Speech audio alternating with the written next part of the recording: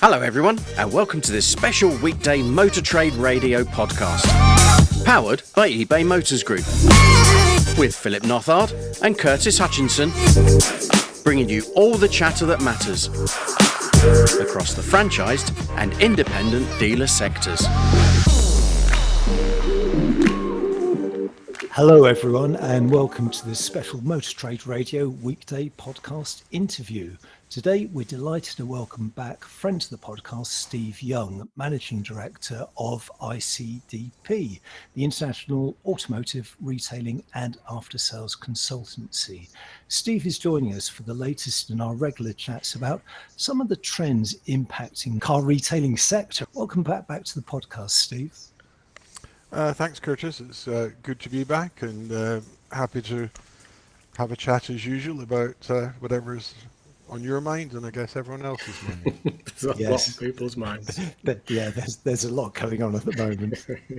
I mean, we obviously catch up on a regular basis. You'd think it was 12 months since we last spoke with things we got to cover, doesn't it? And it's actually just weeks and months since we last spoke. But yeah, no, I mean, it's always great to have you back on, Steve, and I know for a fact that these chats are really well received across the market to get your take on what's happening. So with that in mind, we know, as we say, there's so much happening at the moment. We thought this month we'd get started with your take on a few of the big breaking stories we've had over recent days and weeks rather than months. And we thought we'd start off with JLR and get your take and your view on and JLR's likely medium to long-term plans now that Gordon Glover, UK MD of JLR, has been moved to head up Jaguar in the UK. And just to provide a little bit of background to those listening, Car Dealer reported on plans to cut the network from 83 to 18 or 20 in just 2 years, putting a question on Mark over the JLR's strategic plans to have a network under a dual arch roof. Just to get your view on this as an impartial view on what's happening, I mean, what do you think is happening within that JLR world now with obviously the Jaguar Land Rover brands and what's happening in that sector? Well, I think obviously it starts with the repositioning of Jaguar, and that in turn you could say is being the need to reposition it or perceived need to reposition it is because Jaguar never really did what they wanted of it as a equivalent of BMW or Mercedes or Audi with the whole sort of car line from the X type up. So the fact that they're repositioning it into, as I understand it, circa 100,000 plus price positioning and in relatively low volumes means that you do need to rethink what the network strategy is. What you need to do a 5-6 model lineup is not what you need to do what's initially a single car lineup, but in any event one that's all going to be priced in 6 figures. So the cut in the network I don't think should really be a surprise to anyone, and there's no way that you need that number of dealerships to cover that volume. Is 18 or 20 the right number? I can't speak for that because I don't know much about the product. Probably don't know much more than you do. So if you accept the repositioning of Jaguar, which looks to be fixed, Thierry Bolloré, who's was the CEO at the time the strategy was put in place, has moved on. But it does seem that there's not been any change to the product strategy. So you should look at the network. That's going to be a disappointment to some dealers who may be Jaguar enthusiasts, Jaguar passionate about the brand and won't have it. There'll probably be other dealers who are really Land Rover guys at heart, in areas where that product particularly appealed, and might not be so emotionally attached and don't mind. But the big issue obviously is investment was made in the arches. And I mean, we don't know for sure. We're not fully aware of, as you said earlier, the complete JLR strategy, and obviously there's been intimations within AM reporting that Jaguar were taking fleet sales in house and operate an agency basis ahead of its plans for retail sales. You start to think, and not necessarily just for Jaguar, where they start to think about that future under agency and where that operates within that fleet and leasing sector and where that operates in terms of brand representation. And actually, the variances potentially between, Jaguar versus Land Rover products in many ways is to you can't necessarily go into agency with both brands at the same time. So maybe there is a different strategic routes to market. Yeah, so I think clearly if you've got product that's starting at 35,000-40,000 pounds, I guess, with a sort of entry level Discovery Sport or Evoque, and I'm probably out of date on that, then that's going to be quite different to something um, where you're starting at 100,000 and hoping to do a lot of customized product, SVO uh, type specifications. So it will be a different route to market, and I don't think any dealer would argue with that once you accept that that is the position of the product and the brand and the product range and so on. So I don't think there's an issue about the fact that it needs a different approach to a product which is selling at under half the price and in much higher volume. But it doesn't help with the pain that lots of dealers have spent 10 million or more on the Arch concept, some of them under quite some pressure to do so at the time, and then they're left holding the baby. So you can understand why there's frustration there, even at the same time, whilst they might reluctantly accept the reality that you don't need that size network, you don't need to have that number of square meters allocated to what's initially a single product with niche appeal. And then what Jaguar or Jaguar Land Rover are proposing is that you would redistribute the allocation of the space within the dual arch so that you can better showcase the sub-brands, Range Rover, Defender, Discovery, and so on. That's actually an interesting point, Steve, because potentially there will be some empty space in these dual arch showrooms, and I just wonder if, as a consequence of this, maybe some of the Land Rover representation needs to be looked at as well. Do they need such big facilities?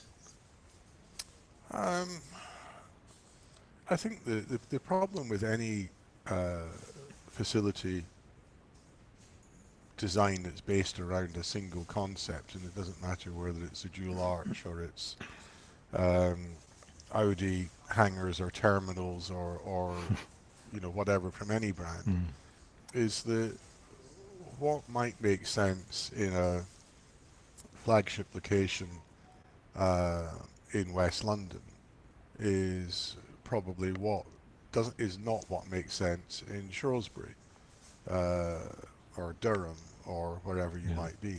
And I think there needs to be more differentiation, more scalability in standards. So if you want to have some consistent brand elements, by all means specify that. But if you look at Apple stores are not consistent. But you absolutely know you're in an Apple store. Yeah. And whether it's a very sleek, modern box in Shanghai, or it's squeezed into a period building in Covent Garden, or something in New York or wherever, you're in an Apple store. But you look at the outside; they're not the same. They've got some consistent design elements with the big apple above the doorway and things of that sort. They've got some similarities inside in terms of having that sort of browsing area, immediately as you come in. So there are certain aspects which are dictated, and certain aspects where they uh, tailor it to the local circumstances, the local fabric of the building, and that's something which we don't seem to have learnt in automotive retail. No.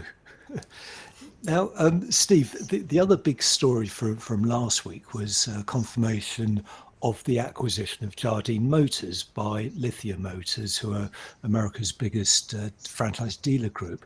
Now, this actually followed months of speculation. We kind of knew this was on the cards, and also its failed move on Pendragon. So, do you think this move will actually open up the UK to more US and overseas buyers?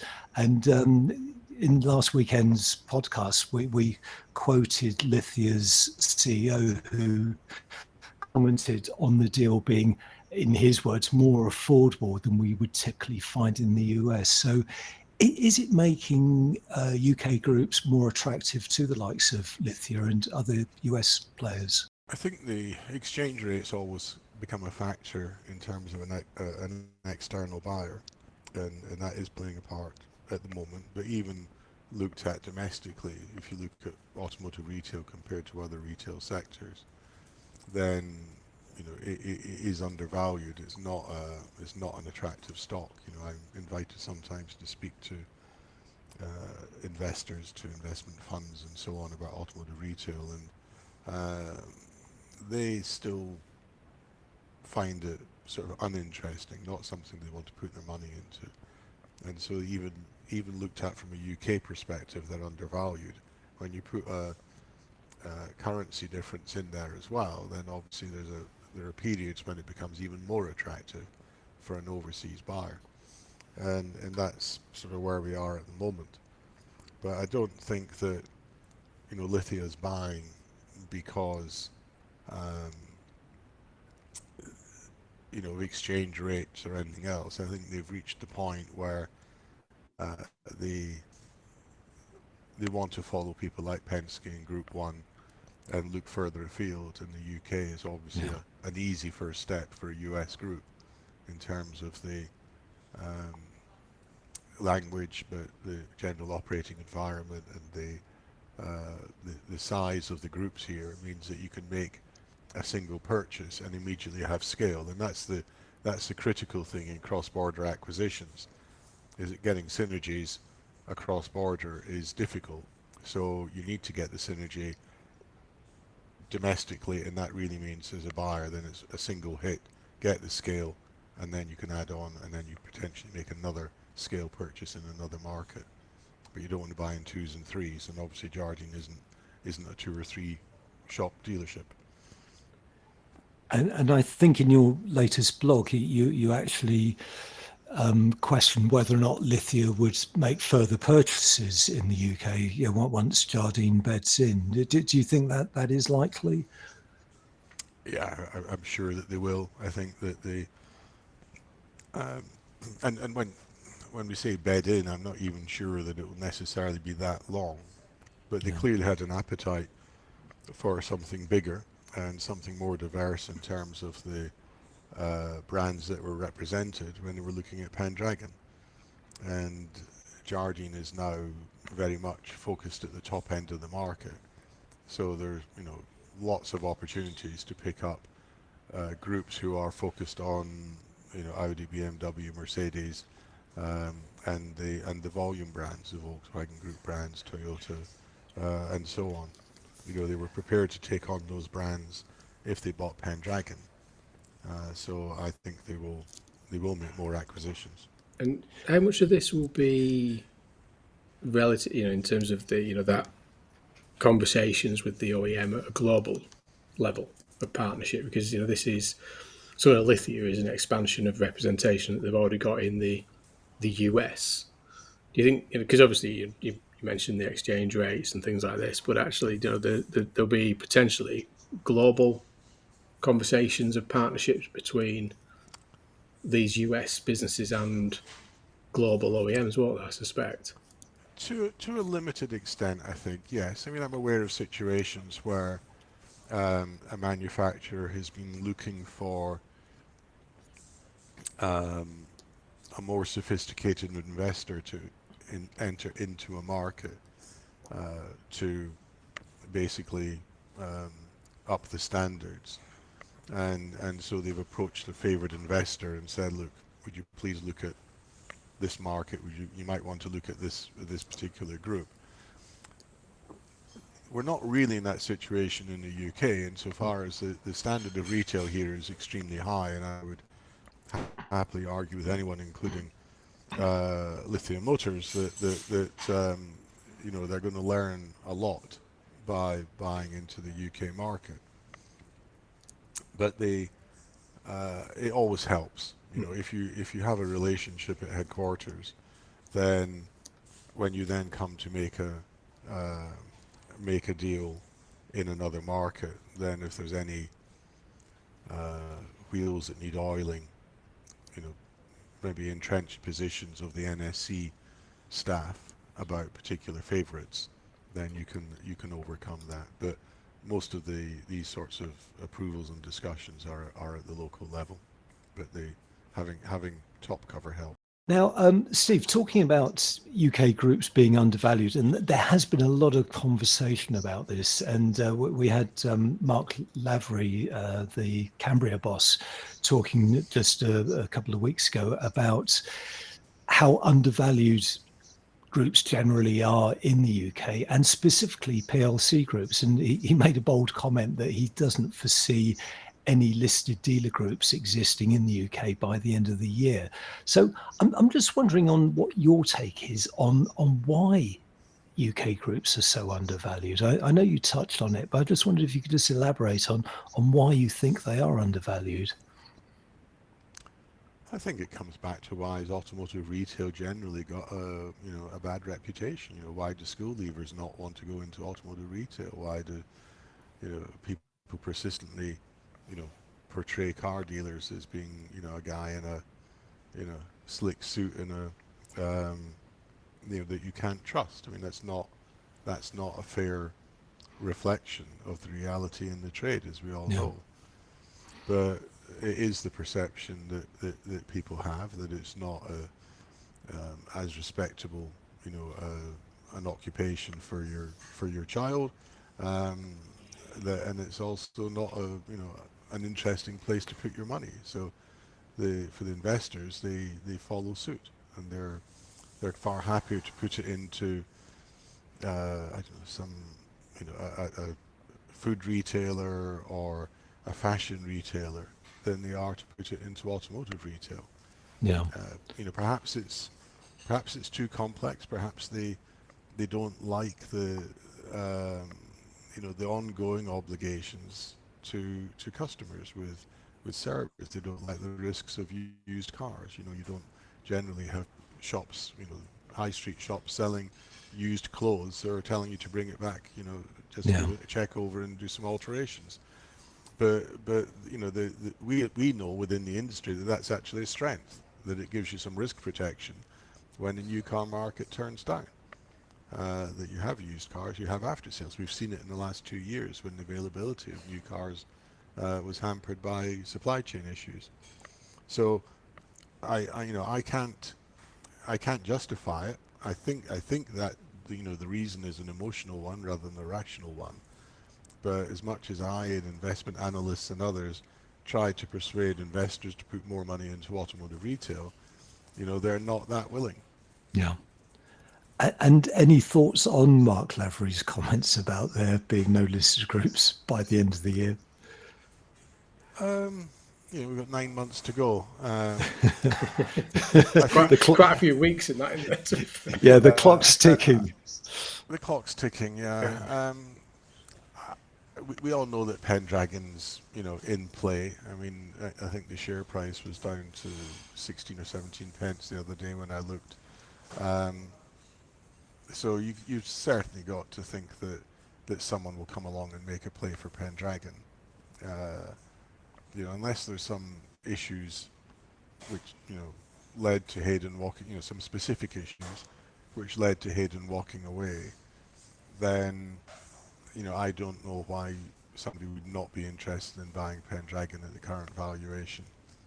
There's little bit of a cloud related to some legal claims on the Pinewood side, but frankly, I think you could, you know, you could sell Pinewood and that potential claim to a third party if you wanted to protect yourself. So I think Pinewood is definitely a target, and is conceivable that that would be gone in 9 months. I think, you know, if you look at the other big ones in terms of Virtue and Lookers, you know, they're good businesses, they're well run, but in the end of the day, whatever respect you have for the management as a listed business, they don't have a vote. You know, we saw that with Marshalls, with you know, with Dash, that you know, the business was basically sold out from underneath them because you know, the major shareholder in his case, you know, not a situation you see in the others, but the major shareholder, you know, decided. You know, Pendragon has this quite focused shareholding structure with 2/3 of the shares held by Hayden and some investment funds, and so, you know, is, you know, a few people in a room can decide what to do with Pendragon. Virtue and Lookers, not quite the same, stronger businesses, better managed. I think they'll still be around at the end of the year. If somebody buys them, then they've got a great business. Yeah, and I think Virtue and Lookers, in terms of share capitals, are a little bit more complex, aren't they? They haven't got the sort of majorities like, as you say, with Marshalls for sure, and potentially Pendragon, which gets a little bit more complicated, doesn't it? But Yeah. well, I mean, turning on to the topic, and everyone's been talking about the Chinese are coming. I think it's clear to say they're here. You know, we talk about Chinese brands debuting in the UK now. We mentioned at the weekend, obviously, BYD have opened its first 2 stores with Pendragon last week, and obviously targeting 100 UK sites by the end of 2025. And I think it was between 30 and 40 by the end of this year. You've got GWM, Aura up and running with obviously Peter Vardy's, Lookers, Charlie Group. While MG is now, you know, at the point, you know, in recent, is you, to your point out in your recent blog. I mean, you know, the outselling Land Rover across Europe, and you know, you hear things over in what's happening over in the States around some of these the brands over there. I mean, what's your view on the potential from Chinese EV brands particularly, and how worried should the established OEMs be? I mean, every Chinese brand is the biggest in China. They all want a 5% market share of all markets. They're coming in with some serious propositions, but obviously they've got to get buyer appetite for that product. But they do seem to be going to the market in a more logical way in terms of teaming up with some of these larger retailer groups to enter the market rather than come directly into it themselves. Yeah, I think that you know, there's a lot of excitement when, you know, brands like NIO and Xipeng and Airways turned up, but they're not the real threat. The real threat does come from the brands like MG, BYD, you know, Great Wall, because those are already huge businesses, well established. They've learned a lot in the joint venture arrangements with the Western brands or Asian brands in the past. So they've got much greater capabilities and resources than the brands like NIO, and you know, that shows in the entry strategy that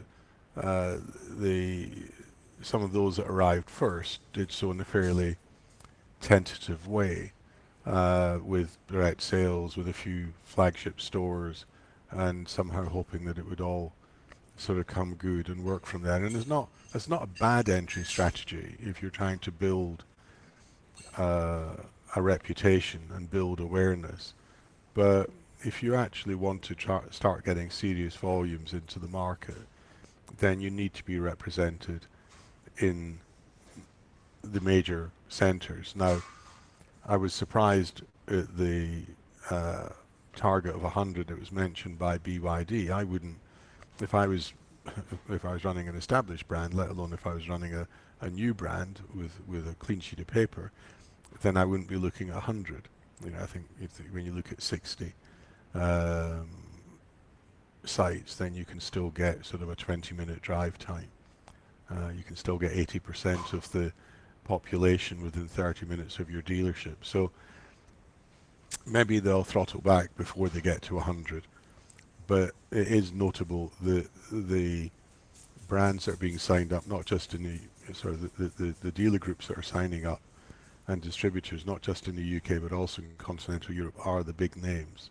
They're not working their way up with somebody who's taking on a franchise for the first time, having run a used car store in the past, which has been the sort of traditional way to enter the market. It's even the way that people like Hyundai and Kia entered the market, whatever it was, 30 years ago. And then gradually they worked their way up and established credibility. And then the big groups began to take interest. The big groups are there from day one. So they've already got that credibility because of the track record in China, because of the quality of the product, and because of the cost advantage that they have, on EVs. And finally, Steve, you make an interesting point in a recent blog about how dealers affected by the agency rollout have now focused more on their used car operations, their after-sales reach, and their digital capabilities. Do you think this combined will be enough to insulate them from lost revenues from new car sales? Well, they may lose revenue from new car sales as a result of the way the agency normally works, of the manufacturer invoicing. If you do that, then you're going to lose 40% of your revenue. The main question really is whether the deal gives them profit parity and whether they actually achieve acceptable volume.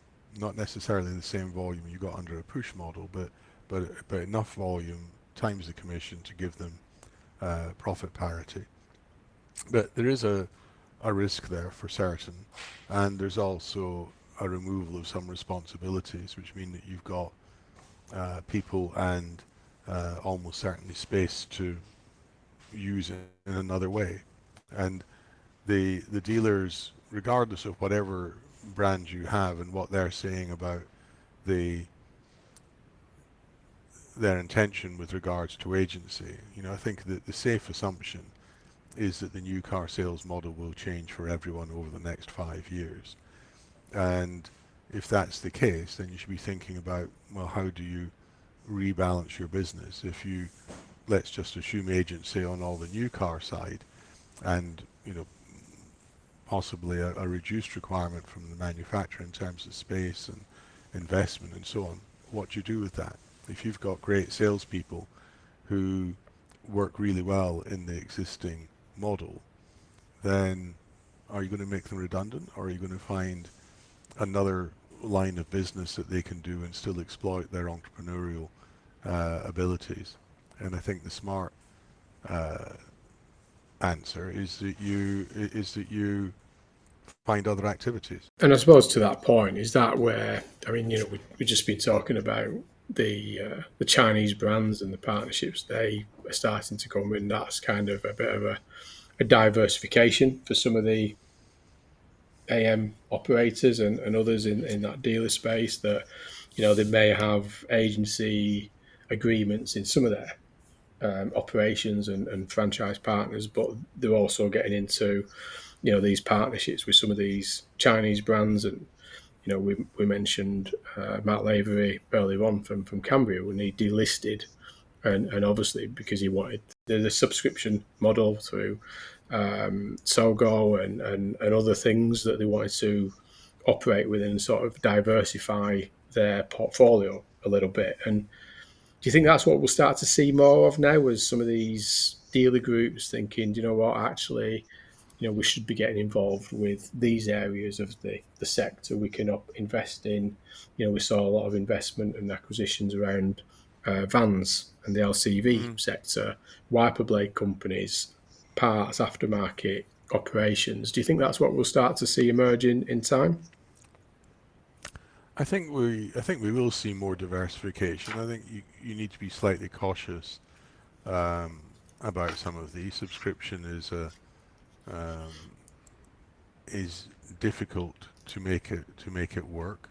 Um, it's expensive. It's risky if the churn is too high in your customer base. But it doesn't alter the fact there's definitely something there that's worth looking at. And if you can come up with a model that works, then why wouldn't you do that? You know, the same with daily rental, the same with um, expanding in crash repair or parts distribution or whatever. So I I think we'll see more diversification, and that will work for some, and it will not work for others. But that's the whole idea of having a portfolio of businesses, is you can take some risks, and it allows you to tune the ones that don't work out quite as much as you wanted, or in the worst case, shut it down. But it doesn't bring the whole business down. But it allows you to experiment and to play some different tunes. And I think that's really where we are, because in the end the manufacturers will decide how they want to sell the cars, and the dealers can lobby and they can protest and they can potentially get improved terms, but it'll still be the manufacturer's decision. So let's focus on the bits where the manufacturers have less influence. It's not that they have no influence, because they do, but they have less influence. You've got more freedom, and get the more diversity into the business, and therefore de-risk. It does feel that we're in this. Everything's connected, isn't it, Steve? I mean, we're talking about Chinese brands, we're talking about agency model, we're talking about aftermarket, international, global investment and growth. I mean, it's all part of this changing strategies and landscape, isn't it, between the OEM, the retailer, and the way the consumer wants to use vehicles and buy vehicles in the new world. Yeah, and the good news is that our consumer research shows no change in that attitude. People still want to have a car they call their own. It may be financed, um, but they want a car they call their own with their own stuff in it.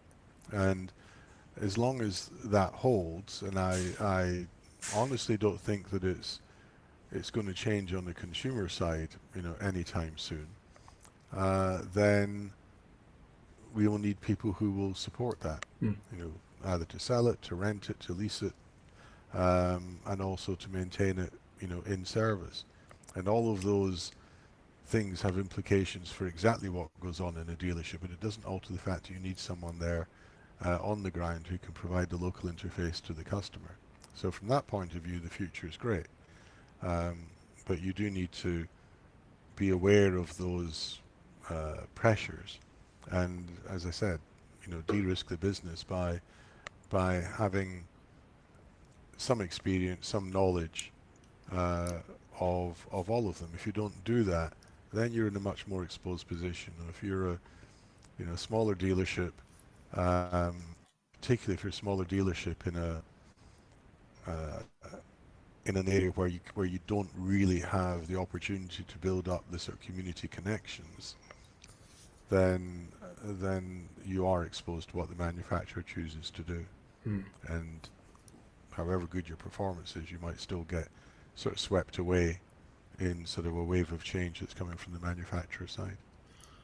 I mean, yeah, I mean, as always, Steve, I mean, we can chat about everything in the market for hours. I mean, there's that much going on, and there's that much unknowns with what's going on, because I think a lot of it still needs to play out a lot. There's a lot of implementation of strategies, a lot of plans, a lot of change, but actually we're not quite sure of some of the directions and what the outcome will be. But I think, to your point, just to finish off there, I think there is still an interaction between the seller and the buyer, and there is still a lump of metal in the middle of all this that requires all the solutions to operate around it. So it may all change, and the way all that interaction takes place may change, but there's still that three-way interaction the seller, the buyer, and all the solution bits in the middle. So I think, there's a lot to think about. We haven't all got the crystal ball to think about what the answers are going to be long term. But I think, to your point earlier, there's still 9 months left of 2023, which is a long time at the minute, isn't it? In our sector.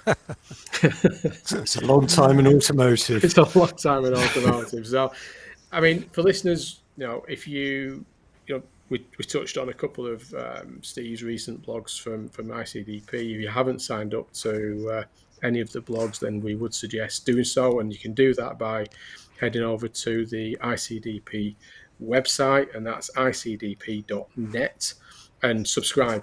And you'll get, I think, weekly, are they, Steve? I think they are weekly, aren't they? They are every week, as best as I can manage. So they're written on the spur of the moment. I don't have a sort of a folder full of blogs and say roll out the next one. So it's very much based on what's caught my attention in the previous 2 or 3 days, and think about it over the weekend. So kind of said it all. You're not short of material, Steve. No, that's that's one of the great things. I'm not sat there sort of twiddling my thumbs thinking, what shall I write about this week? You're picking what you want to write about. You've got a selection. I'll write about what's happening in the latest soaps with the Kardashians. I've run out of stuff to talk about on cars. You might have to do that one week, Steve, and see if people are actually reading them. See what you can throw in there as a curveball. See if they even notice. see if my colleagues notice. Yes, yeah. See if you get more likes. This is true. I mean, the only other thing I would say is that we unusually, we're a members organisation, but we do have an event coming up at Brooklands on April the 20th, if I recall, which is open to non-members. So if they want to have the chance to share a bit in the ICDP research and meet with some kindred spirits, then they can contact us at ICDP. They'll find a link on the website, or contact me, and we're happy to have a large audience. We appreciate the help we get from the sector to do our research, and so this is a way of saying thank you and sharing some of that back. The feedback from last year's is that if you can go and you can make it and you can get access to that, then I would very much suggest doing so, because you'll be in a very strong networking opportunity there, and access to a lot of very insightful intelligence that you do share on the day, because that kind of intelligence is normally only available to the members. So if you can get access to that, I would suggest anybody being able to do that if they can, for definite. I mean, thanks for to look around the museum afterwards. Well, there is that opportunity, yes. Well, look, Steve, many thanks for joining us. Unfortunately, that's all we've got time for now. This has been a special Motor Trade Radio weekday podcast. Phil and I are back on Saturday. Until then, it's goodbye from me. And it's goodbye from him. Thank you for listening to this special weekday Motor Trade Radio podcast, powered by eBay Motors Group. Philip and Curtis will be back with the week's big motor retailing headlines on Saturday. Live, on demand, wherever you are, and on your podcast feed. In the meantime, if you'd like to get in touch with Philip and Curtis, come on the show or send a press release, then email them at motortraderadio@yahoo.com. You can also join the Motor Trade Radio, LinkedIn and Facebook groups, or follow the podcast on Twitter. You've been listening to the Motor Trade Radio podcast, bringing you all the chatter that matters.